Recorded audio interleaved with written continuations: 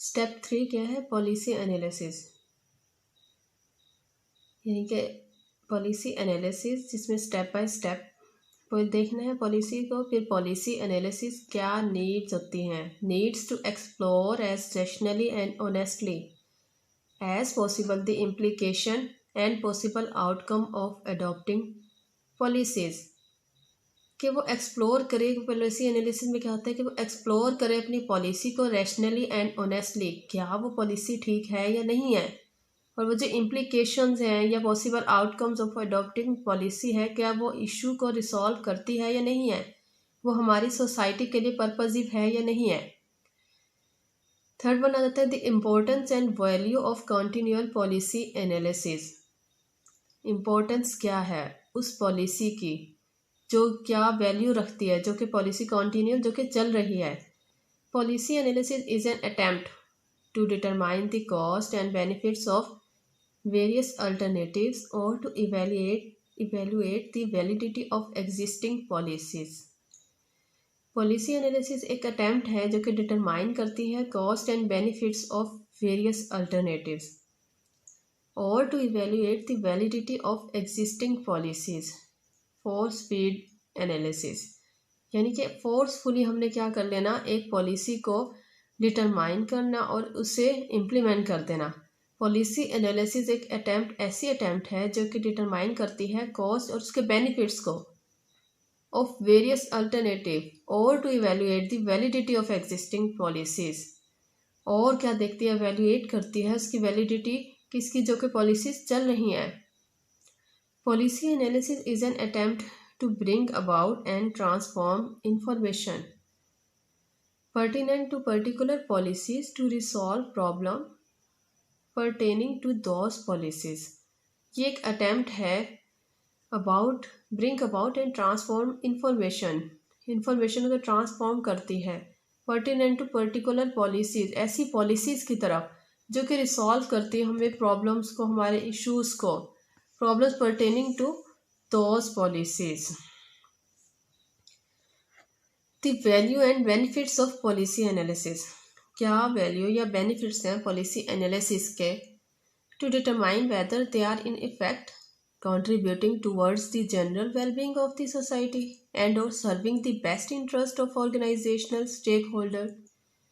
कि ये जो पॉलिसी हम यूज़ कर रहे हैं क्या वो हमारी सोसाइटी के लिए वेलबींग है, पर्पजिव है, या वो प्रॉब्लम्स या इश्यूज़ को सॉल्व करती है या नहीं करती, और serving the best interest of organisational stakeholder, और सर्व करती हो किसके इंटरेस्ट को, ऑर्गेनाइजेशनल स्टेक होल्डर्स के।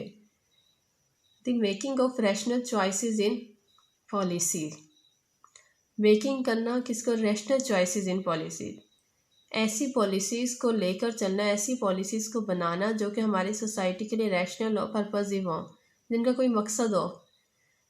Assist the stakeholder in policy to comprehend the importance of values, particular interest and business consideration, जो कि असिस्ट करती हो स्टेक होल्डर को इन पॉलिसी टू कॉम्प्रीहेंड, जो कि इम्पोर्टेंस को लेकर चलती हो, किसको, वैल्यूज़ देती हो, इम्पोर्टेंस ऑफ वैल्यूज़ को इम्पोर्टेंस देती हो, पर्टिकुलर इंटरेस्ट हो एंड पर बिजनेस कंसिडरेशंस भी हों। प्रोवाइड टेंजिबल फैक्ट्स, ऐसे फैक्ट को लेकर चलती है जो कि टाइम टू टाइम चेंज भी होते हों और जो कि बेनिफिशियल हों हमारी सोसाइटी के लिए। कंपेयर्स नॉट ओनली ऑब्जेक्टिव और रिसोर्सेज, ये सिर्फ कंपेयर नहीं करती ऑब्जेक्टिव और रिसोर्सेज को बट आल्सो अल्टरनेटिव प्रोग्राम्स, बल्कि अल्टरनेटिव प्रोग्राम्स को भी अचीव करती है। It makes error easy to identify by working with historical context and bears in mind that senior managers must implement policies and that citizens are involve. बल्कि ये क्या देखती है, ऐसे इजी पर्पजिव तरीके निकालती है, आइडेंटिफाई करती है कि वो हिस्टोरिकल पर्सपेक्टिव को भी देखती है कि हाँ हिस्ट्री में इस मैटर को अगर हुआ था तो उसे किस तरह से रिसॉल्व किया गया था, उन पॉलिसीज़ को भी उठा सकती है और उसे भी यूज़ कर सकती है।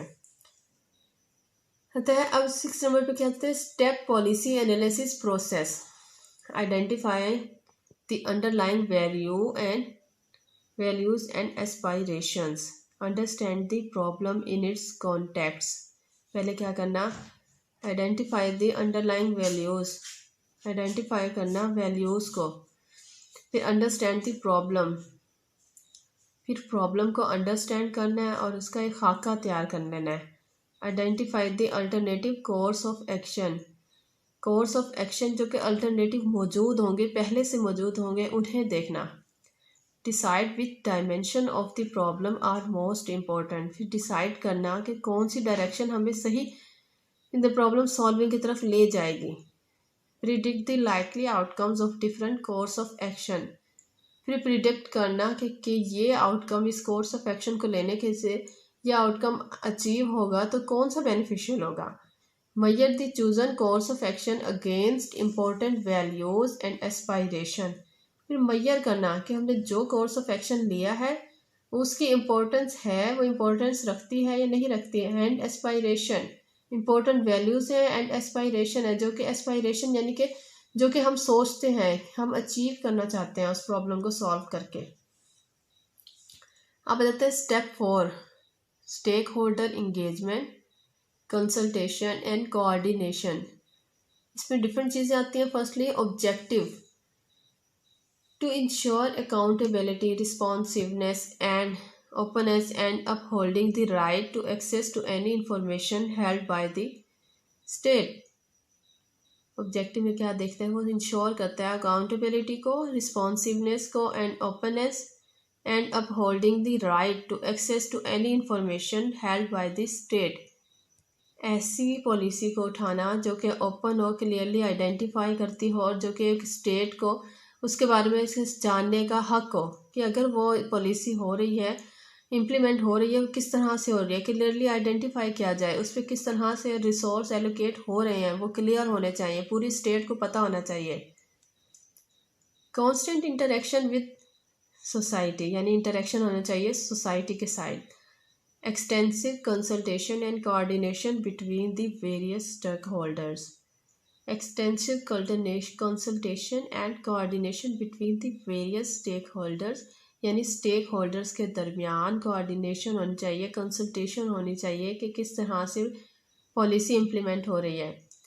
इसमें आ जाते हैं इंटरेस्ट ग्रुप, यानी कि civic society, associate and lobbyist.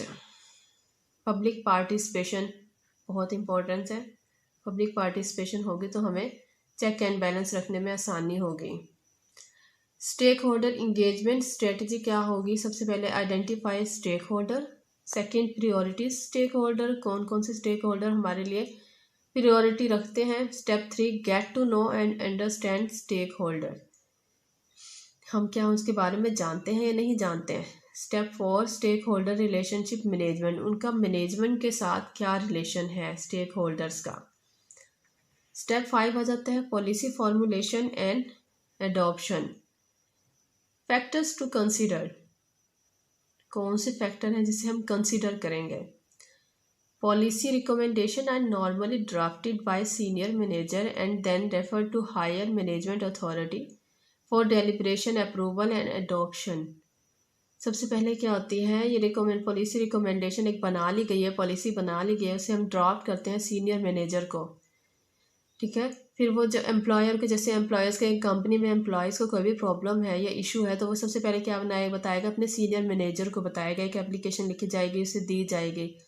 Then वो किसको बताएगा, हायर मैनेजमेंट अथॉरिटी को दी जाएगी, देगा किस लिए कि डेलिब्रेशन, अप्रूवल एंड अडॉप्शन, यानी उस पे लुक आफ्टर करे, अप्रूव करे और उसे पॉलिसी को अडॉप्शन या इम्प्लीमेंटेशन की तरफ लेके आए।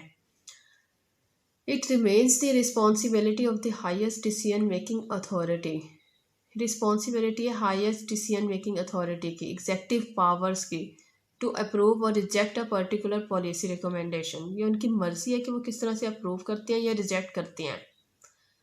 The matter could be referred back to management for further investigation, अगर वो रिजेक्ट कर देती है तो वो बैक दोबारा से भेज दिया जाएगा मैनेजमेंट के पास कि फॉर फर्दर इन्वेस्टिगेशन, के इन्वेस्टिगेट करें कि प्रॉब्लम है या नहीं है।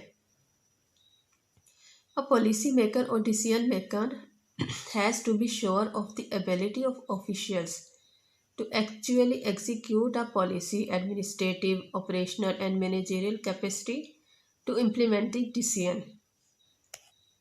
पॉलिसी मेकर होगा वो उसके पास एबिलिटी होगी कि वो किस तरह से एग्जीक्यूट करेगा पॉलिसी को, एडमिनिस्ट्रेटिव किस तरह से देखेगी, ऑपरेट किस तरह से होगी, और manager capacity to implement the decision, और मैनेजर किस तरह से उसे डिसीजन को इम्प्लीमेंट करेगा।